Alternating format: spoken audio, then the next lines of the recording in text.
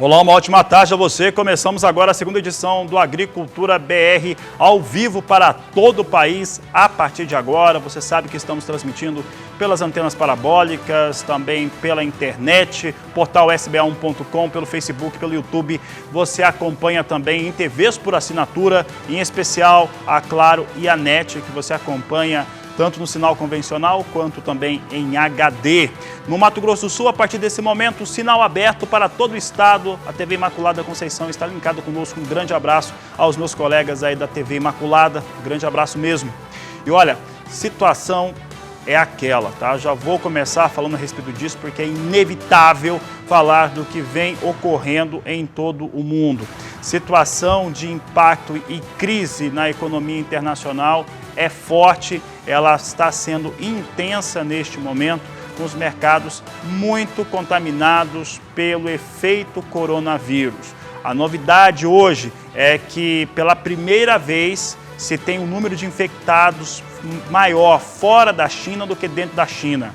Então, isso trouxe um alerta para governos em todo o mundo de começar a ter planejamento para contenção de pandemia no mundo todo causado por esse vírus. Ainda hoje nós vamos falar sobre os efeitos dele, porque é inevitável, tá afetando tudo. O dólar está 4,50, tá? Então você pode começar aí a observar alguns dados aí que eu vou trazendo para você. Dólar a 4,50 e assim por diante. No programa de hoje, além dessa questão de coronavírus, de economia internacional e os impactos sobre as commodities agrícolas, eu falo também sobre a Argentina. Olha, é sempre importante você que é produtor rural ficar de olho na Argentina. Você que é brasileiro de uma maneira geral, né? Nós brasileiros, fica de olho na Argentina. A Argentina teve uma volta ao modelo de governo que tinha anteriormente. E esse novo modelo de governo colocou uma taxação maior nas exportações de agronegócio e colocou uma outra situação, né? Proibiu exportações aí, aquelas regularizações de exportações pararam na Argentina, né? Um governo mais de esquerda e é sempre importante o brasileiro ficar de olho porque poderia ser aqui. Então, fica de olho nessa situação. Isso mexeu com os números na Bolsa de Chicago. Vou falar também no programa de hoje a respeito de produção de tomate com alta tecnologia em estufa, uma produção lá no estado do Paraná. Trago os números também do levantamento, relatório de vendas e exportações do Departamento de Agricultura norte-americano. Você vai ter mercado físico, mercado futuro, aquilo que você acompanha todo dia aqui nas nossas edições do Agricultura BR. E vamos começar a falar logo, porque o assunto agora é carne e carne bovina. Falo a respeito do levantamento, relatório apresentado pelo Rabobank em relação à carne bovina, mercado, coronavírus, aparece em tudo que é informação, aparece coronavírus, demanda, China e exportações brasileiras. O Rabobank, eu vou fazer um resumo, é um relatório bastante grande, está publicado aqui para mim. O Rabobank, ele fez um estudo no qual ele mostra alguns aspectos que foram observados aqui também no Brasil. Primeiro, ele lembra, né, que nós tivemos uns valores de pico de preço durante os meses de novembro, mas principalmente em dezembro, para o produtor de bovinos no Brasil. Então, o valor da arroba foi lá em cima e que janeiro caiu. Situação que todo mundo sabe disso muito bem. O que nós tivemos era que não tinha boi também para comercialização e aí se pagou bem mais por esses bovinos. O Rabobank também informa que houve uma redução nas exportações no mês de janeiro frente ao mês de dezembro. Outra situação aqui na crítica nossa, aqui do canal do Boi, da Agricultura BR principalmente, a Agricultura BR traz a seguinte crítica: é extremamente normal no mês de janeiro exportar menos do que dezembro. Tranquilo. Só que o mês de janeiro de 2020 é o melhor janeiro da história. É isso que nós observamos. Então, mesmo a China reduziu, claro, de dezembro para janeiro, mas é o melhor janeiro que nós já tivemos em toda a história no embarques de carne bovina. Então, esse é o aspecto que nós trazemos. O Rabobank também acaba escrevendo a mesma coisa ali, apesar de salientar que caiu de dezembro para janeiro. É normal isso ocorrer todo ano. O Rabobank faz uma perspectiva muito inteligente a respeito do efeito coronavírus. O efeito coronavírus sobre as exportações, está ligado diretamente à demanda. né? A questão da carne bovina está ligada diretamente à demanda. Esse ambiente ele é muito importante para que nós possamos entender o que vem ocorrendo em relação ao mercado internacional. Então, o que o Rabobank fez? Ele mostra que, por conta da situação de um certo pânico internacional, eu acabei de citar que os mercados, que os governos, eles estão ali trabalhando já pensando em pandemia. Já pensam em pandemia. Então, o planejamento é lidar com isso. Mas esse efeito ele deve durar só no primeiro semestre. Segundo semestre seria um segundo semestre que, além de ter um volume maior, que é referente mesmo a esse período, mas recuperaria parte também das exportações que não ocorrerem durante os 6 primeiros meses do ano. Então, o Rabobank enxerga uma luz no final do túnel em relação aos efeitos desse vírus, mas principalmente como que o mercado deve se comportar em relação às aquisições aqui no Brasil, principalmente. Mostra que o Brasil deve continuar embarcando volumes muito fortes de carne bovina, carne suína, mas principalmente carne bovina. É maior a expectativa em 2020 do que foi em 2019 e traz um dado interessante sobre os Estados Unidos. O rebanho norte-americano, ele parou de crescer e a capacidade dos Estados Unidos em produzir carnes para exportação é bastante limitada. É o que trouxe o levantamento do Rabobank nesta quinta-feira.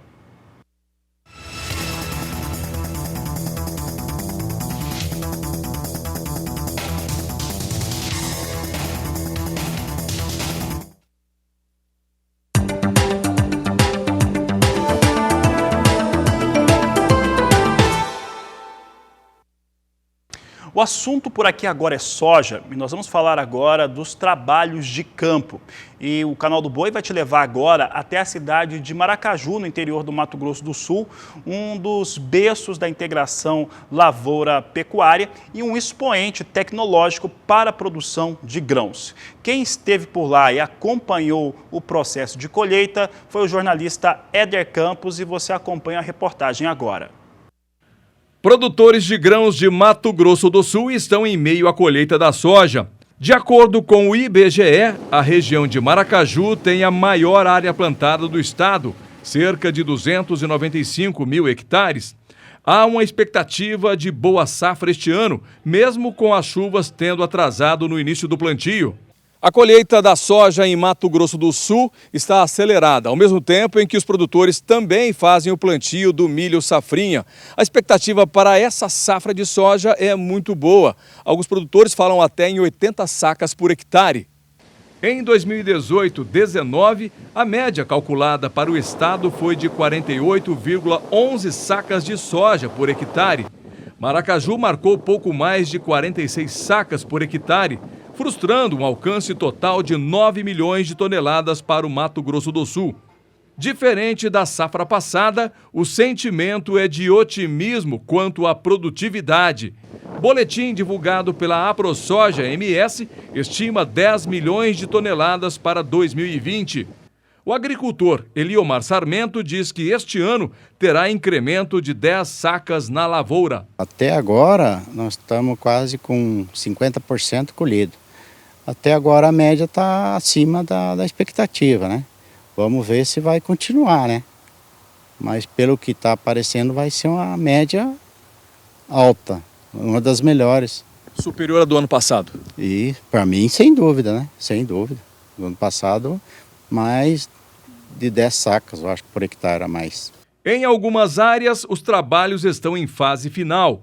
De acordo com assistentes técnicos, no total do município, a colheita já evoluiu para cerca de 40%. A estiagem tem ajudado bastante nos trabalhos a campo. Porém, para a segunda safra com o milho, há necessidade de chuvas regulares. Agnaldo, como é que está a safra de soja aqui na região de Maracaju? Toda colhida? Não, estamos aí chegando próximo do 40%, né, da área colhida, né? E está seguindo, o tempo está ajudando, né? Não tem chovido muito. Por um lado, para a colheita ajuda bastante, mas para a questão do plantio, né, que está na sequência também andando, dificulta um pouco, né? O pessoal está pedindo chuva, né? Porque o milho tem que ter uma chuva boa para poder nascer e está favorecendo o lado da colheita, mas está prejudicando um pouco o lado do plantio. Mas está em torno aí de 40%, vamos dizer assim, encaminhando a parte colhida e o plantio, que devido ao tempo ter colaborado, não ter chovido, o plantio está bem acelerado, né? Está bem próximo da colheita, está andando junto, né? Além da preocupação com as chuvas, as pragas também têm sido motivo de dor de cabeça para os produtores de grãos.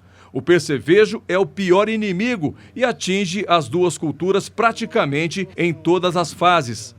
O inseto, que é de difícil controle, ataca o milho no desenvolvimento inicial. Os produtores precisam ficar atentos e promoverem o combate com inseticidas. Na soja, em alguns casos, foram necessárias até 6 aplicações. Caramujos, lesmas e lagartas também estão na mira dos defensivos agrícolas. Quais as dificuldades que os produtores devem encontrar nesta safra de milho? A principal praga hoje que está atacando a segunda safra, que é a safra de milho, é o percevejo.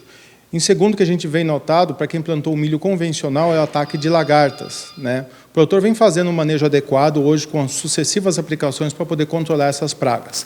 Além disso, existe uma praga secundária. Essa praga são moluscos, que são caramujos e lesmas, que vêm atacando as lavouras, principalmente de plantio direto.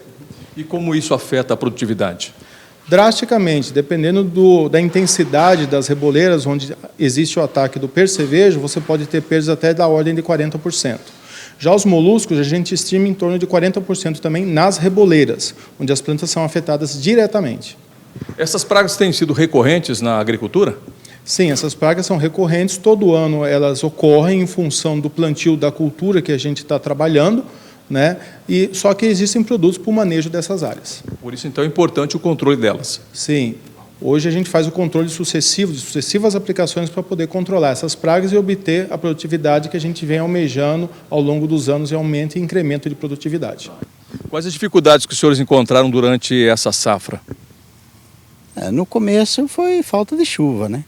E depois mais as pragas, né? Começou a aparecer umas doenças que a gente não via ainda, né?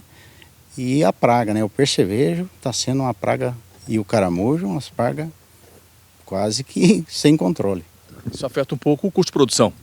O custo de produção e tem que usar muito inseticida, né?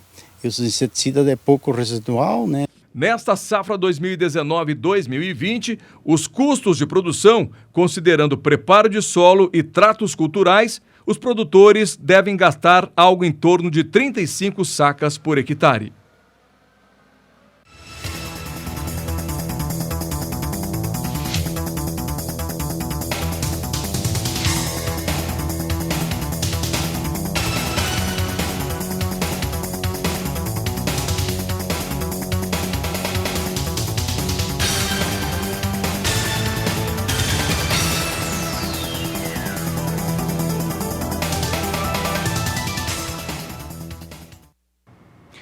E olha, as últimas semanas têm sido marcadas por uma intensidade que fica cada vez maior de falar de coronavírus. Mas esse não é o único vírus que, de certo modo, atinge as populações e que tem trazido muita preocupação. Eu vou falar agora de uma situação ocorrida lá na Argentina, decidida nesta última quarta-feira. O governo da Argentina decidiu suspender qualquer tipo de novo registro de exportações do agronegócio. O governo da Argentina, o novo governo eleito, ele já tinha decidido por ampliar as taxações sobre as exportações daquele país. Aumentou para 30%, por exemplo, a soja, e vai aumentar mais.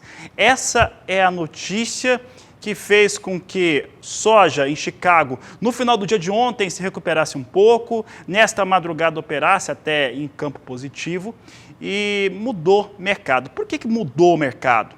Porque quem está operando entende que um importante player vai ficar numa situação mais difícil para participar no mercado, para exportar. Então, aqueles produtores, aquelas empresas, aquelas tradings que operam na Argentina ganham dificuldade nova com esse novo governo, que volta àquela política Kirchner de colocar tributações mais efetivas, mais fortes sobre o setor do agronegócio daquele país. Por que essa notícia é importante? Além dela influenciar diretamente qualquer tipo de negócio com soja no cenário internacional, mas principalmente Chicago, que inclusive reagia nesta última quarta-feira, ela é um alerta. Esse alerta é em relação ao que pode ou que poderia ser aqui.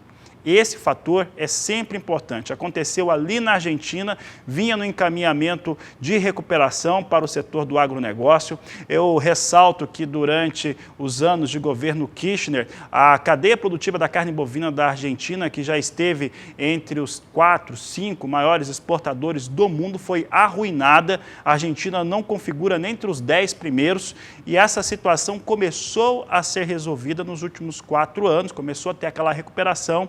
Isso vale para os grãos também, e agora vive uma situação que parece voltar no tempo.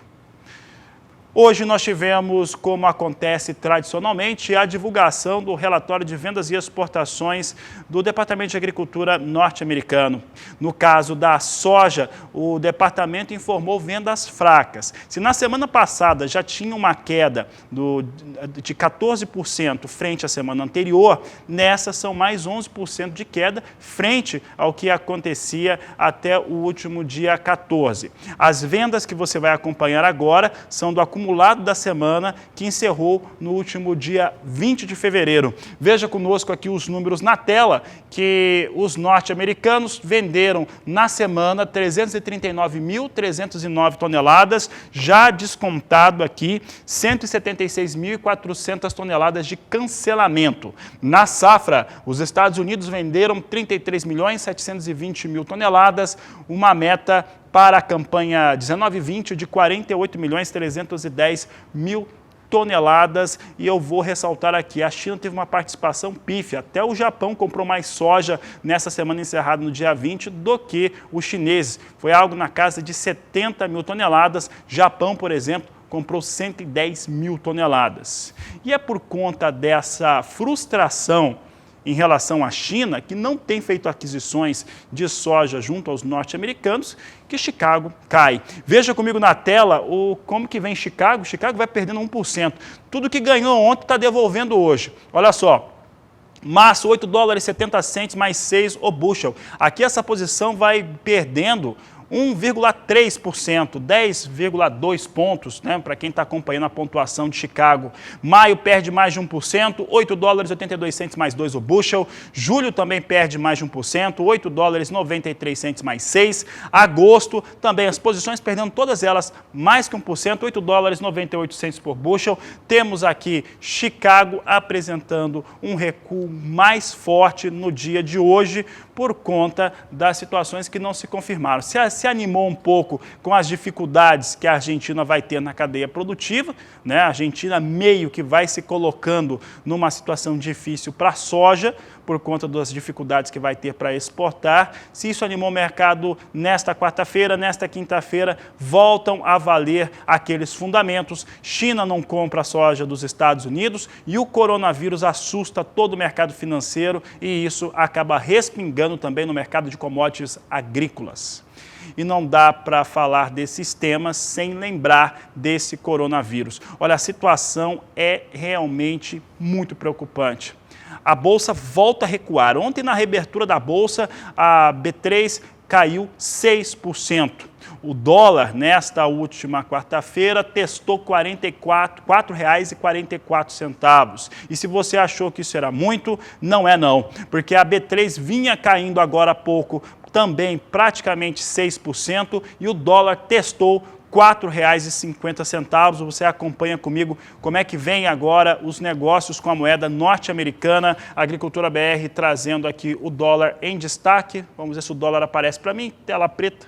Se tiver o dólar, vamos colocar. Agora sim eu tenho dólar. Dólar agora R$ 4,48 mais 8. Esse valor é muito alto, é quase 1% de elevação para a moeda norte-americana neste momento. Uma alta de 0,99%, né? Chegou a estar 1,20% de alta no dia de hoje. O que é que está acontecendo no mercado? Bom, primeiro que o dólar está disparado no mundo todo, né? Isso daí é uma realidade global. O dólar dispara, os países eles começaram a desenvolver planos para conter pandemia. Por que tem esse item novo hoje? Porque o número de infectados com coronavírus já é maior fora da China.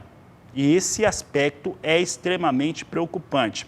Aqui no Brasil, falando do termo econômico, o Banco Central fez 2 leilões, está trabalhando aí com swap cambial. Ontem fez e não teve muito efeito. Hoje também e não tem muitas cócegas a respeito aí desse swap cambial que o Banco Central brasileiro tem realizado. Mas para falar sobre isso, sobre os efeitos que se tem sobre mercado financeiro principalmente, converso agora com Walter Pulga Júnior, que participa do programa conosco. Pulga, hoje, nesta quinta-feira, a semana começou extremamente atribulada e vai ficando a tribulação maior ainda, porque agora alguns países começam a assumir que há risco de pandemia por conta do coronavírus e a economia vem totalmente afetada da Ásia até a Europa, América do Norte, América do Sul. Pulga, boa tarde, seja bem-vindo.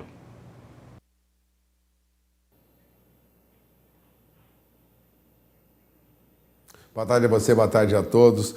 Bom, o dólar engata a sétima alta seguida, o 7º pregão em alta, superava já nos primeiros 60 minutos de negociação hoje a faixa de R$ 4,46, subiu mais, chegou à faixa de R$ 4,49, tocou R$ 4,50 e agora opera R$ 4,48 mais 62. Tem uma alta de 0,97%, praticamente 1% de alta. E não se descarta a possibilidade de rapidamente voltar à faixa de R$ 4,50. O dólar renovou, portanto, mais uma vez a sua máxima histórica frente ao real na abertura dos negócios nesta quinta-feira. Agora, você lembrava bem, isso não ocorre com o dólar apenas frente ao real. Há também um avanço do dólar frente a outras moedas, por exemplo, peso mexicano, peso chileno, lira turca, o rand sul-africano, são moedas que hoje perdem para o dólar. Real não é a única moeda pressionada neste momento, mas contra uma cesta de moedas mais fortes, o dólar até que tinha uma queda acentuada de aproximadamente 0,30%, perdendo quase 0,5% em relação ao dinheiro japonês, por exemplo. É um sinal de que há uma cautela internacional, como dizem algumas agências de notícias. O impacto do coronavírus continua, de fato, sendo uma incógnita, é uma ameaça para a economia mundial, como lembrava numa nota hoje pela manhã o Jefferson Rujik, da Correparte Corretora, citando aí movimentos de proteção. Ou seja, na dúvida, o investidor corre para o dólar. Por isso, há algum receio de que nós tenhamos aí ainda outra alta do dólar mais para frente. Apesar do Banco Central ter atuado ontem, né, lançou no mercado 10 mil contratos de swap cambial tradicional. Hoje foi ao mercado e vendeu tudo, 20 mil contratos de swap cambial, com vencimento aí em agosto, outubro e dezembro, ou seja, o Banco Central injeta recursos no mercado para resgate lá na frente, para atenuar aí essa alta acentuada do dólar. Agora, o dólar sobe. E a Bolsa? A Bolsa continua em queda. E principalmente por conta de papéis de empresas aéreas. Os bancos até que têm alguma recuperação no valor dos seus papéis depois de baixas recentes. Mas o nosso índice Bovespa, na tela agora você acompanha comigo, índice Bovespa opera agora aos 103.262 pontos. A queda é de 2,32%. O medo e a cautela continuam sendo sentimentos recorrentes no mercado. Os investidores agora trabalham, né, para fugir de certas situações, as ações desabam. Aos 103.262 pontos, queda de 2,32%, o índice Bovespa traz hoje forte baixa em papéis, por exemplo, da Petrobras, mas principalmente papéis de empresas aéreas. É evidente que haverá daqui para frente muito cancelamento de viagens aéreas, muito pedido de devolução de dinheiro. Faturamento das empresas aéreas e das empresas de turismo deve cair. Por isso, em todas as bolsas, papéis dessas empresas perdem muito. Aqui, na nossa bolsa, papéis da Azul e papéis da Gol recuam quase 7%. Neste momento, os papéis da Gol recuam 6,87% a R$ 26,93 cada ação. Papéis da Azul recuam 6,59% agora a R$ 45,02. A expectativa é mesmo de uma baixa na bolsa ainda até amanhã, até que o mercado encontre um piso que não se sabe ainda qual será. Tampouco qual é o valor mais alto que o dólar pode ter frente ao real. Há muita indefinição. E pior do que isso, algumas notícias não são favoráveis ao Brasil.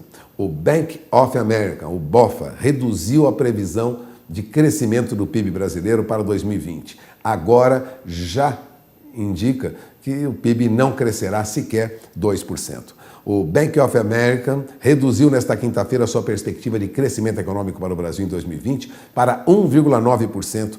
É o primeiro grande banco do mundo a indicar que o PIB brasileiro vai ficar abaixo da linha de 2%, o que muitos analistas do mercado dizem ser altamente sensível ao governo do presidente Jair Bolsonaro. Bom, o ministro da Economia, Paulo Guedes, e outras autoridades disseram repetidamente que as reformas econômicas do governo e as baixas taxas de juros produzirão crescimento de mais de 2% este ano. Mas Guedes até confia em 2,5%, mas já há analistas no Brasil e fora do Brasil indicando que nós não cresceremos mesmo muito mais do que 2% e já há indicações de que cresceremos menos. Essa notícia ainda causa maior preocupação no mercado brasileiro em função já do coronavírus sob pressão. Portanto, mais uma pressão sobre a moeda brasileira e sobre os negócios no mercado de bolsa. De olho na informação, porque o coronavírus causa agora um tumulto, na verdade, no mercado e um reajuste para baixo das cotações dos principais papéis que são negociados na Bolsa Brasileira. Não ocorre só aqui, ocorre fora do Brasil também, mas aqui a queda é acentuada. Fabiano? Tá certo, Pulga, obrigado pela participação. Daqui a pouco ele volta. Vamos falar um pouco mais a respeito de mercado. Por aqui eu vou trazer como é que vem a operação com soja nos portos depois de vários dias sem operação. Não tivemos operação sábado, domingo, segunda, terça e quarta. Hoje voltamos a ter com os efeitos do dólar mais alto e com essa soja em Chicago derretendo, né? Derreteu na segunda-feira, recuperou na quarta e hoje perde tudo que ganhou nesta quarta-feira. Vamos dar uma olhada então como é que vem soja no porto. Soja no porto vem com bons prêmios e com dólar alto. Então, Santos, negócios a R$ 89,00 a saca de 60 quilos. Posição em Paranaguá, R$ 89,50, de acordo com as informações da Grãos Corretora. Destaque aqui no Agricultura BR a respeito do que vem acontecendo nos portos brasileiros.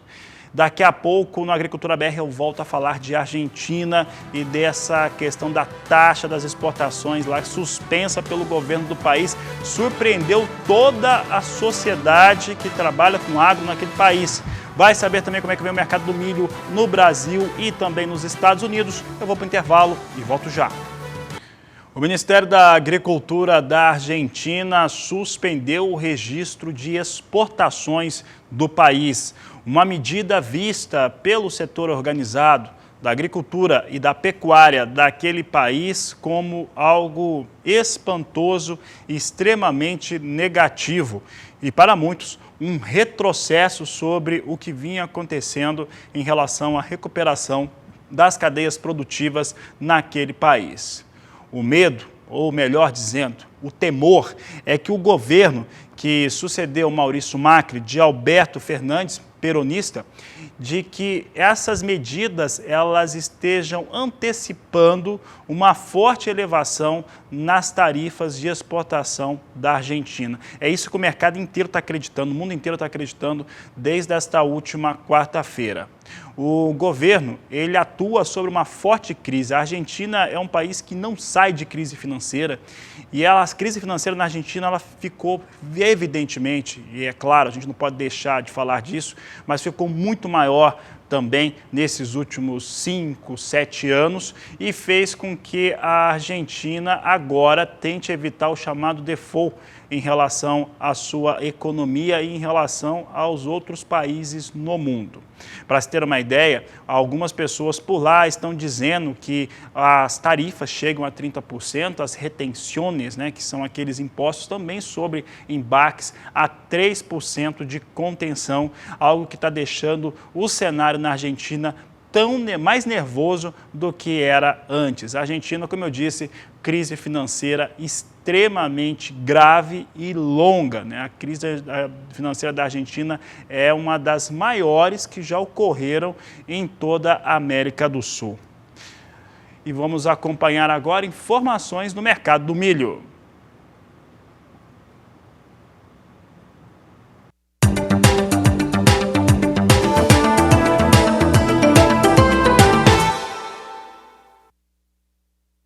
A Agricultura BR traz para você em destaque como é que se comporta hoje, com a volta, né, das operações, os negócios nos portos do Brasil. Em pelo menos 2 dos mais importantes, Paranaguá e Santos, eu tenho em destaque R$ 41,50, valor de referência para Santos, R$ 41,70 no porto de Paranaguá, de acordo com a apuração da Grãos Corretora.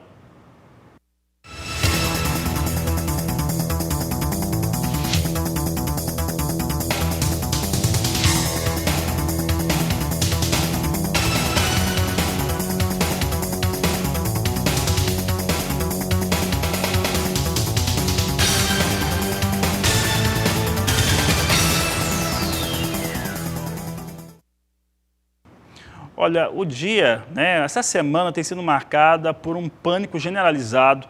Isso é inegável, há um pânico generalizado no mundo todo, principalmente sobre bolsas financeiras e que refletem, respingam sobre as bolsas de mercadoria. E temos aí preços caindo com muita expressão.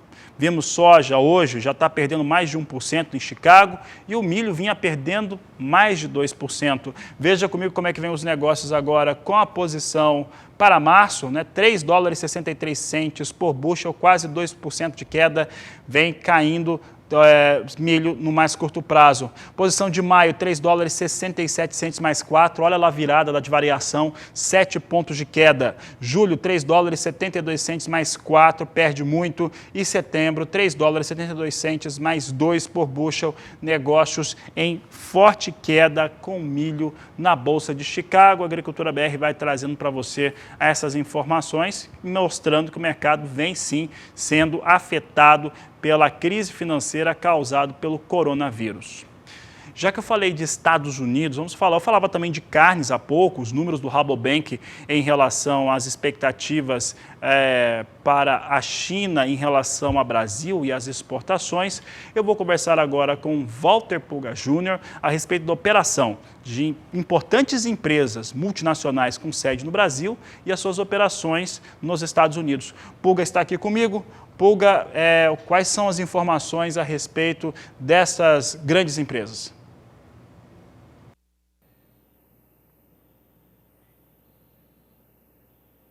Olha, o que ocorre é simples. Depois da autorização, da liberação, da importação de carne in natura do Brasil para os Estados Unidos, as grandes empresas fazem os seus comunicados oficiais. Marfrig, por exemplo, confirmou que poderá mesmo exportar carne bovina in natura do Brasil aos Estados Unidos. A Marfrig Global Foods confirmou através de um comunicado oficial ao mercado que o Departamento de Agricultura dos Estados Unidos abriu o mercado para a carne brasileira in natura, mas não citou aí o número de plantas das companhias habilitadas para realizar os embarques. Segundo a apuração do jornal Valor Econômico, Marfrig teve 3 plantas habilitadas, mas pretende conseguir a habilitação de mais 5 plantas. Portanto, pretende obter a liberação de exportação de 8 unidades de processamento. No comunicado, a Marfrig disse que já pode exportar carne in natura do Uruguai e da Argentina para os Estados Unidos e que passa, com a abertura do mercado brasileiro, a ter total integração comercial das suas operações na América do Sul com a América do Norte. Bom, O Minerva também fez um comunicado oficial, confirmando que poderá exportar carne aos Estados Unidos de 5 unidades de processamento no Brasil. A Minerva Foods confirmou, por meio desse comunicado oficial ao mercado, assim como fez Marfrig, que o Departamento de Agricultura dos Estados Unidos notificou permissão para a exportação de carne bovina brasileira para lá. Ou seja, as empresas já estão autorizadas a exportar. O Minerva obteve aprovação de 5 unidades de processamento, 5 indústrias, portanto 5 frigoríficos, que totalizaram uma capacidade total de abate de 6.000 cabeças por dia. A empresa citou no comunicado que já atendia também o mercado americano através de operações na Argentina e no Uruguai, como Marfrig também. Agora, a aprovação da exportação de carne bovina brasileira para os Estados Unidos, diz a direção do Minerva, é um importante passo para os produtores brasileiros e, mais do que isso, pode abrir oportunidades em outros mercados que seguem exigências sanitárias muito parecidas com os americanos, ampliando assim a possibilidade de retomada de negociações em outros mercados por todo o mundo. Bom, nesta quarta-feira, a Marfrig também divulgou o seu comunicado, portanto, o que nós temos é o avanço das empresas brasileiras em todo o mercado internacional, simplesmente com a chancela dos Estados Unidos, né? Agora, essa abertura do Minerva, a princípio são 3 plantas habilitadas, né? Ela irá contribuir aí para facilitar a relação comercial e aumentar o portfólio em toda a operação da América do Norte, né? Assim como Marfrig, Minerva também vê com bons olhos. Vamos resumir. Ao todo são 21 abatedouros de 5 empresas autorizadas a exportar para os Estados Unidos. São unidades do JBS, Minerva Foods, Marfrig, Frisa e Mataboi. Elas estão habilitadas para exportar para os Estados Unidos, pelo menos no primeiro momento. Daqui para frente, começa a luta para habilitar outras plantas. Por isso, papéis dessas empresas têm tido valorização recente. Ou seja, espera-se que essas unidades habilitadas possam carrear negócios e, lógico, lucros para essas empresas. Por isso, os papéis têm tido alta recentemente no mercado, mesmo com alguma oscilação. De olho na informação, porque agora as portas se abrem em outros mercados do mundo para a carne bovina brasileira. Os negócios devem aumentar e os preços melhoram um pouco, principalmente para o pecuarista que tem gado de qualidade para atender às exigências desses mercados. Fabiano? Agricultura BR de volta, vamos falar um pouco a respeito de café. Em relação ao café, o que vai dando sustentação para os preços, principalmente no ambiente interno brasileiro, mas que também, de certo modo, atua diretamente também sobre as posições negociadas com a Arábica na Bolsa de Nova York, são as chuvas. O clima no Brasil e principalmente as chuvas mais intensas sobre o sudeste do país, que em algum momento foram argumentos para a pressão negativa, agora tem funcionado de uma maneira contrária e segurado um pouco essas quedas de preço ou as pressões exercidas por investidores. Vamos dar uma olhada agora como é que o café arábica vem sendo negociado. A plataforma Ice Filters, ao vivo na Agricultura BR, você pode observar que vem operando com alta. E essa alta aqui ela é muito interessante porque você tem uma alta para o café negociado no mercado futuro e tem um dólar chegando hoje à marca de 4,50. Então, neste momento, nós temos cafeicultor vindo com uma boa janela de negociação. Posição de março, $1,10 mais 80 libra-peso. Maio, $1,12 mais 35. Julho, 1,14 e mais 30 libra-peso. E setembro, $1,16 mais 15 por libra-peso. São os negócios que eu destaco agora com o café arábica na Bolsa de Nova York.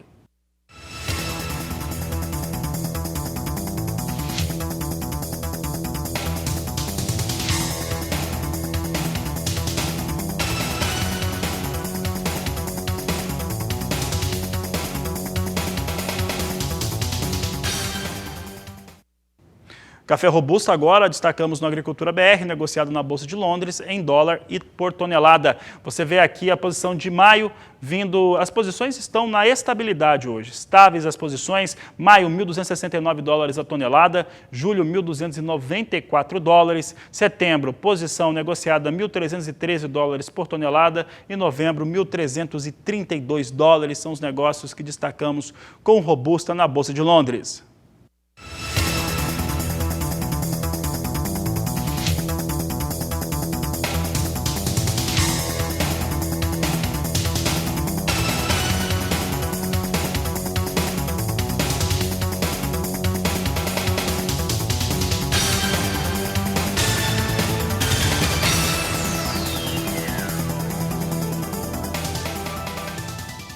A aplicação de herbicidas está ligada e determinada por diversos fatores que influenciam diretamente como que ele vai atuar. Por conta disso, muitas discussões e até debates a respeito se o 2,4-D, por exemplo, está funcionando ou não, acabaram ganhando espaço entre produtores rurais. Um dia de campo, lá no Rio Grande do Sul, mostrou como que a máquina ela precisa estar bem regularizada.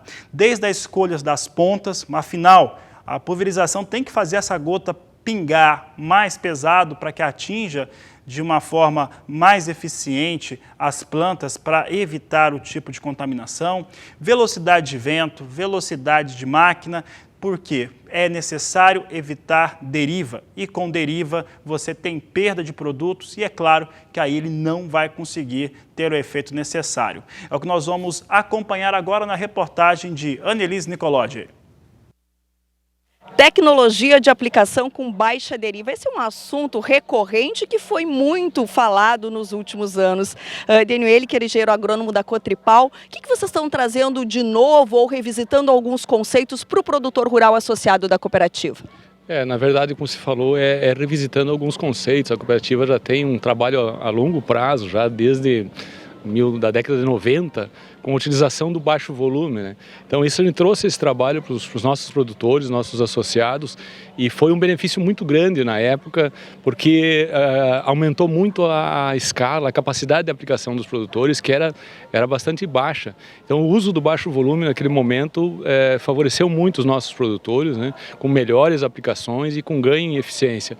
E essa feira a gente aproveitou para retomar esse assunto do uso do baixo volume. O produtor vem cada vez também se especializando mais e ele está buscando mais tecnologia nesse sentido, porque, como você falou também, existe um problema que é a questão da deriva. Nós temos tecnologias novas surgindo no mercado que vão nos remeter a um controle bem eficiente da deriva, evitar, porque senão nós vamos ter problemas, né, herbicidas hormonais, e mesmo assim também não é desejável para o produtor que a aplicação dele não atinja a lavoura ou vá para qualquer outro lugar, né? A aplicação ela tem que ser feita para ficar na lavoura que ele quer atingir o alvo, né? Então isso tudo a gente vai procurar abordar nesses dias nas palestras aqui, buscando uma maior eficiência. E o uso do baixo volume, ele demanda um pouco mais de conhecimento por parte do produtor, dos técnicos, né, para fazer uma boa aplicação. Hoje o produtor no país todo está buscando isso, demanda também algumas tecnologias de uso de adjuvantes eficientes também para controlar a deriva, para fazer o uso de um bom baixo volume, né, um bom adjuvante para proteger a gota, tudo isso é necessário. Então nessas palestras que a gente vai fazer nos 2 dias, a gente quer abordar esses assuntos, né, e focado na questão do baixo volume, principalmente pelo ganho de capacidade do produtor, o ganho em escala, cada vez mais o produtor quer extrair o máximo do equipamento que ele compra, né? Equipamentos hoje que tem alta eficiência, alta capacidade, que tem um custo também considerável. Quanto mais ele aproveitar o equipamento, melhor vai ser também, né? Pois é, Dani, esse ano e o ano que passou, a gente teve vários problemas aí, principalmente com o uso do 2,4-D, né? É possível continuar usando esse produto com esse controle maior? É possível, né? Nós temos que trabalhar, o produtor, a área técnica, todo mundo está buscando isso. Já existe uma legislação específica já para o produtor se capacitar também, ele vai ter que fazer isso via normativas também, né? Mas é possível, nós hoje temos tecnologia, principalmente o uso de pontas adequadas, né? O produtor vai ter que entender que ele vai ter que colocar uma ponta que controla mais a deriva e também usar observar a questão climática também, né? Quando tiver excesso de vento, ele não pode. Então, vai mudar um pouco, né? A questão de aplicar não é simplesmente, às vezes, abastecer o pulverizador e ir para o campo e fazer a aplicação, né? Tem que tomar uma série de cuidados. E os 2,4-D, outros herbicidas hormonais, eles têm essa questão de que nós podemos usar, é uma excelente ferramenta, é um herbicida de muitos anos já, mas que tem um espectro muito bom de controle de plantas daninhas, né? Somente nós temos que realmente adequar o seu uso com essas ferramentas e com tecnologia, né? Perfeito, é o produtor rural buscando informações aí para melhorar a produção no campo. Do Rio Grande do Sul, Annelise Nicolotti.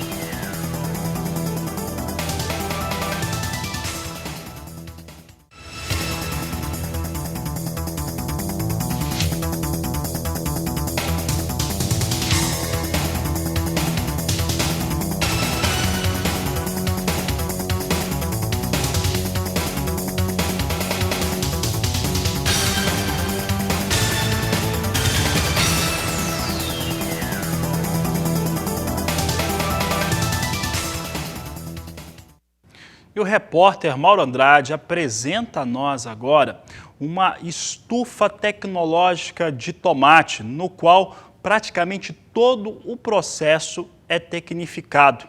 Mais do que isso, há um software que controla a cada 5 minutos o nível de nutrientes necessários para as plantas. Acompanhe. Uma estufa que controla automaticamente as condições ambientais, como temperatura, umidade e luminosidade, para que a planta desenvolva plenamente todo o seu potencial produtivo. Nós estamos numa estufa de tomate de alta tecnologia, 100% condições controladas. E eu vou conversar com Alexandre Turquino, que é engenheiro agrônomo responsável por essa estufa, e nós vamos conhecer como que é o manejo do tomate aqui dentro. Alexandre, 100% automatizada, como é que isso funciona? Essa estufa, como eu te falei agora há pouco, essas plantas são atletas de alta performance. O que significa isso?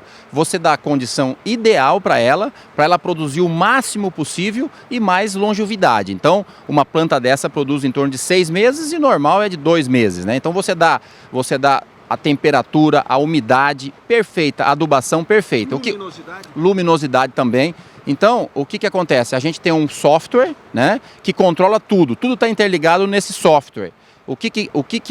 As informações que a gente coloca no software, o que é? A gente tem uma estação meteorológica fora da estufa e dentro da estufa. Com essas informações que mede temperatura, velocidade do vento, direção do vento e luminosidade, esse software ele deixa aqui dentro da estufa um clima ideal para o tomate e adubação também ideal para crescer e para ver essas plantas lindas que estão aqui com essa produção perfeita. Importei esse software de Israel, o computador, né, o software de Israel, e a estrutura é francesa. Uma empresa francesa chama Richelle. Então, a gente tem aqui no Brasil representante dessas duas empresas. Então, eu fiz essa soma aí dessa estrutura, que você vê a altura dessa estrutura. A gente tem aqui um pé direito, que a gente fala, de 6 metros, né? E lá em cima chega até a 8,5 metros. Então, é muito alta essa estufa. Então, a gente pode controlar o clima muito melhor. Essa estufa produz 10 vezes a mais por um simples aspecto. Eu produzo muito mais longevidade. Eu colho em torno de 6 a 7 meses colhendo. E uma estufa normal colhe em torno de 3 meses, né? E a colheita é muito maior. Então a gente pode falar que aqui nessa estufa de altíssima tecnologia é 10 vezes mais a produção. Apesar da estufa ser quase toda automatizada, alguns manejos ainda necessitam de funcionários. O que eu preciso de funcionário? A colheita, né? A colheita é manual. E o plantio é manual e o tutoramento da planta também é manual. Né, enrolar nos fetilhos, tem que desbastar alguma coisa, então essa parte é tudo manual. Mas 80% é automático, que é a fertirrigação, a adubação, abertura de janela, fechamento de janela, não precisa ninguém ficar apertando o botão, nada. É automático. É tudo automático, né? E sem erro, né? Isso que é importante. Falando de adubação, as pessoas têm muita preocupação e tem um conceito de que o tomate é exigente em agrotóxicos, em produtos para combater pragas, bactérias, fungos. Como é que é o teu manejo, especificamente falando de sanidade? O nosso manejo aqui, eu não preciso usar os insumos, né? Inseticidas, fungicidas, esses normais, tradicionais, né? Então aqui é um controle biológico. Por quê? Porque a estrutura permite isso, né? Aqui é vedado, então não entra inseto. Alguns insetos que entram, eu vou no controle biológico, nos inimigos naturais dele, né? E o fungo a mesma coisa. Então eu não uso inseticida e nem fungicida dentro dessa estufa. Então você poderia dizer que é um tomate orgânico. É livre de agrotóxicos, porque o orgânico, a lei do orgânico tem que plantar no solo. Então eu planto no vaso, que eu acho que é muito melhor, né?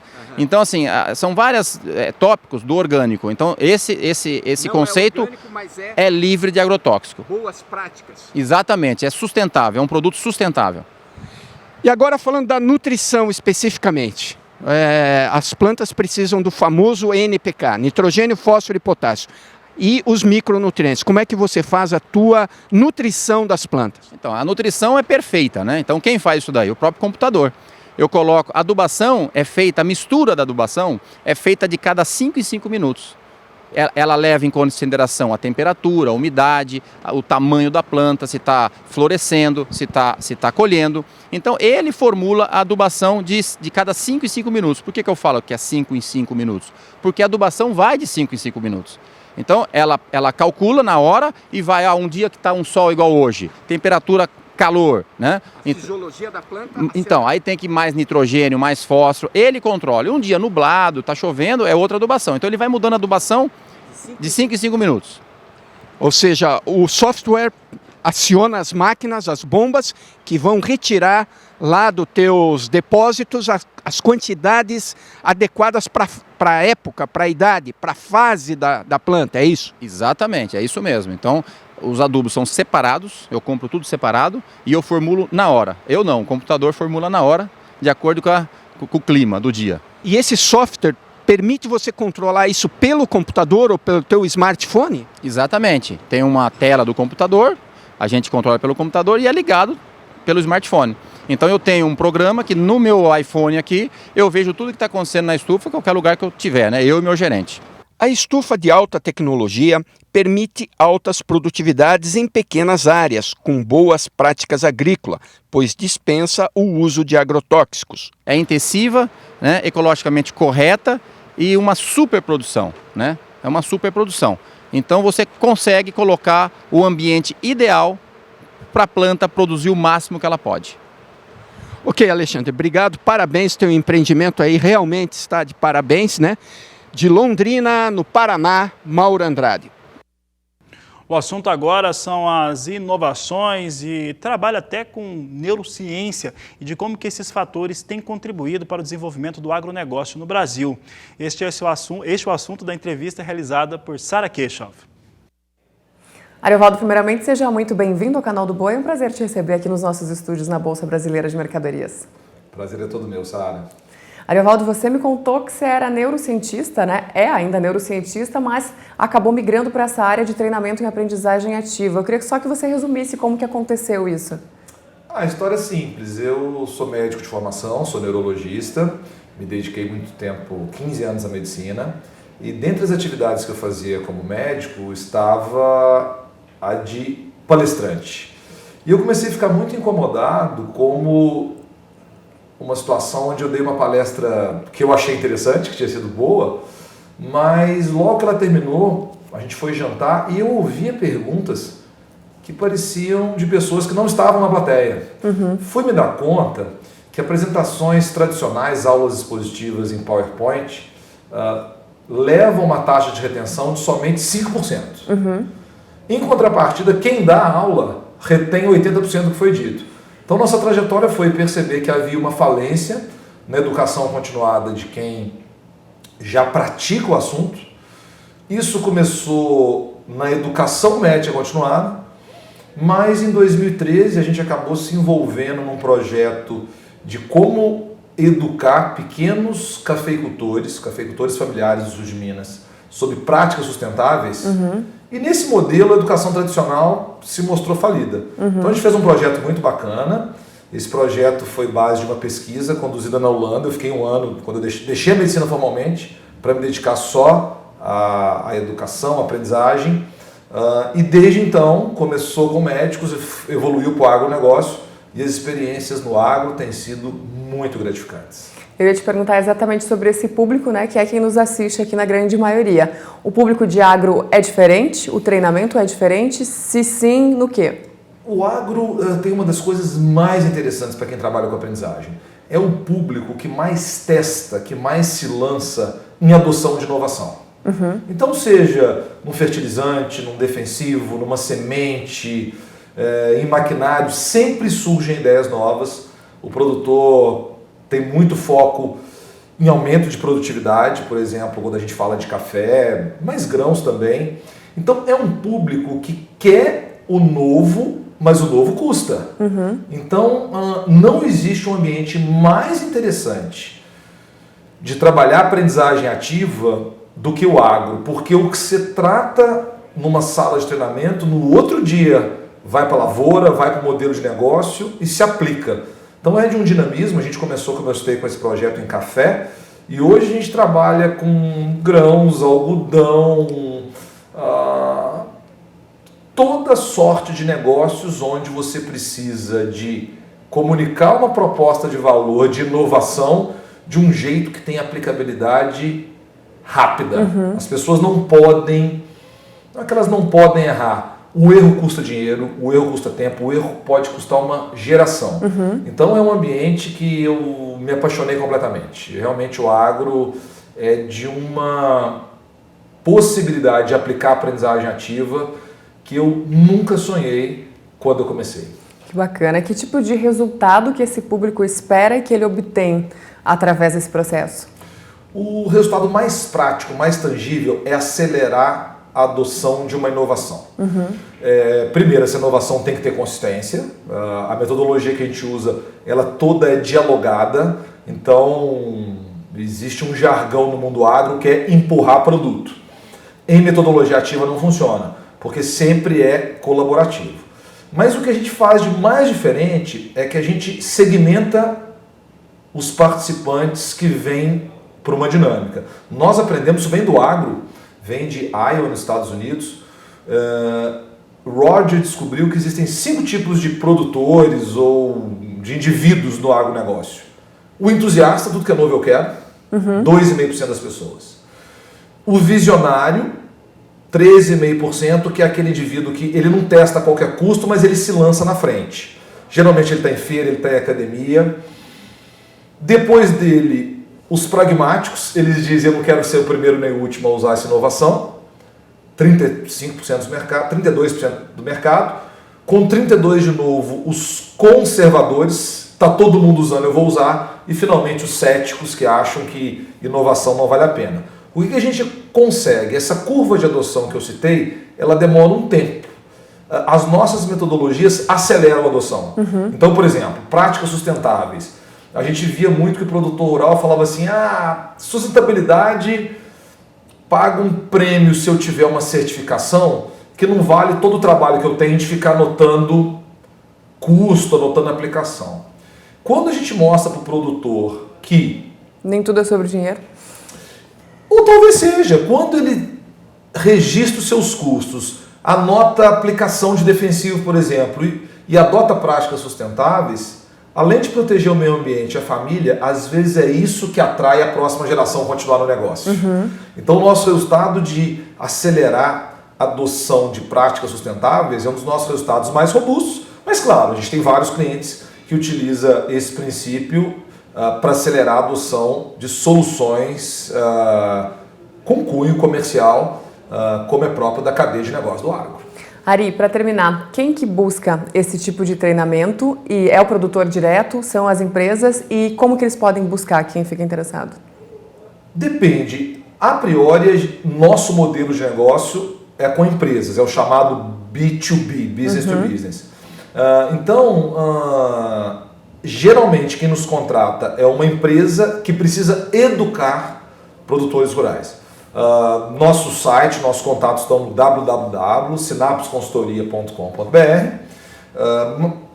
E também a gente tem um vídeo interessante do TED Talks. Para quem não conhece, o TED é uma plataforma de palestra. Então, quem se interessar mais, tem história lá completa. Mas se você tem uma ideia inovadora, se você quer acelerar essa ideia e acha que pessoas trocando experiências podem acelerar esse processo, a Sinapse tem isso como missão: acelerar a adoção de inovações ajudando as pessoas a aumentar a sua capacidade de influência e de comunicação. Perfeito, Ari. Muito obrigada mais uma vez pela sua participação aqui conosco e sucesso. Obrigado a você, Sara.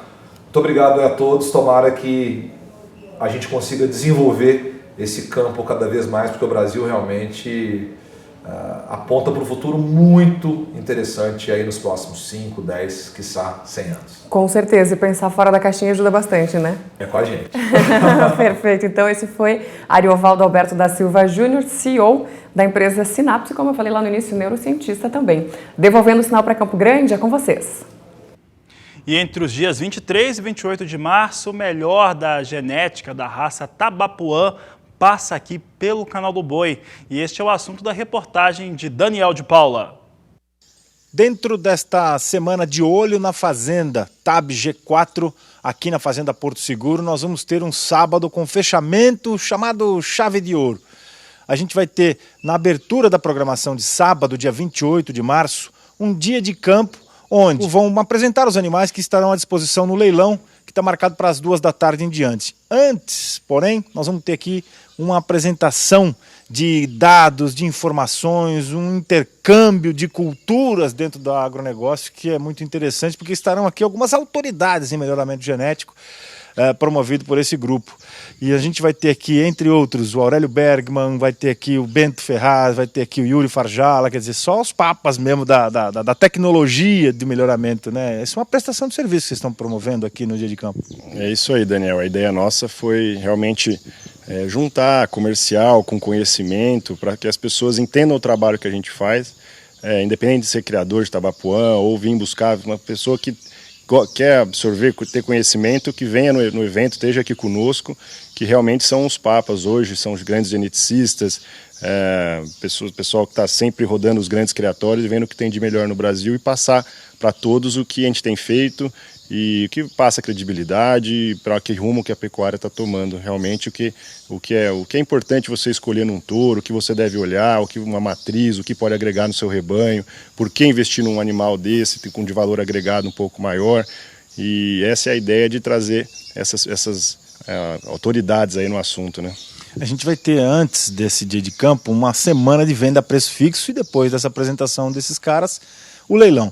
Todos esses animais levam o conceito que eles pregam no dia a dia e vão apresentar aqui dados desse trabalho especificamente com o TAB G4. Isso, todos os animais passaram por crivos dentro de cada fazenda, né? Então vão ter animais de todos os criadores, dos 3 criadores, e dentro da sua fazenda teve as análises de intra-rebanho. Todos os animais que se destacaram vão estar aqui para engrandecer o evento, para mostrar o trabalho e para espalhar a genética de qualidade por todo o Brasil. Esse é um projeto que começou lá atrás, perto do ano de 2015, idealizado por uma outra autoridade de melhoramento genético, mas a autoridade em Tabapuã, que você conhece muito bem, o Fernando Garcia Carvalho, que assina inclusive o TAB G4, a fundação desse grupo, com criadores que ele atende e representa inclusive dentro da BCZ, e isso tem essas chancelas que são mais do que a garantia do que você precisa para investir antes do dia de campo e depois do dia de campo, que vai ser o leilão TAB G4, apresentado pelo Canal do Boi. Começa dia 23 de março, vai até o dia 28, na hora do último martelo bater, você não pode perder essa grande oferta e essa prestação de serviços que o grupo do qual faz parte o Sérgio Germano, que é presidente da ABCT, mas está aqui falando como um dos líderes do G4, a gente vai ter tudo isso na programação do Canal do Boi. Tá aí, grande programação, Tabapuã aqui no final do mês de março, já está chegando, né? Estamos aí há cerca de menos de 30 dias para esse grande evento, 22, 23 dias para esse evento. Acompanhe conosco agora as informações finais dessa edição, mostrando soja e dólar. Você acompanha comigo aqui os destaques para a oleaginosa, que vinha caindo muito e agora reduz a perda. Você vê a posição de março, 8 dólares 79 centes o bushel, maio 8,88, julho 8,99, agosto a 9 dólares 3 centes o bushel. Vamos acompanhar agora como é que vem o dólar comercial no Brasil. O dólar hoje bateu 4,50, vinha a 4,48 há pouco e agora vem a R$ 4,47 mais um, alta de 0,62%, com a atuação do Banco Central Brasileiro e o swap cambial. Mais tarde, às 16 horas, eu volto, falo sobre economia, falo sobre esse dólar, sobre soja e muito mais na nossa terceira edição. A todos uma excelente tarde, um grande abraço e até daqui a pouco.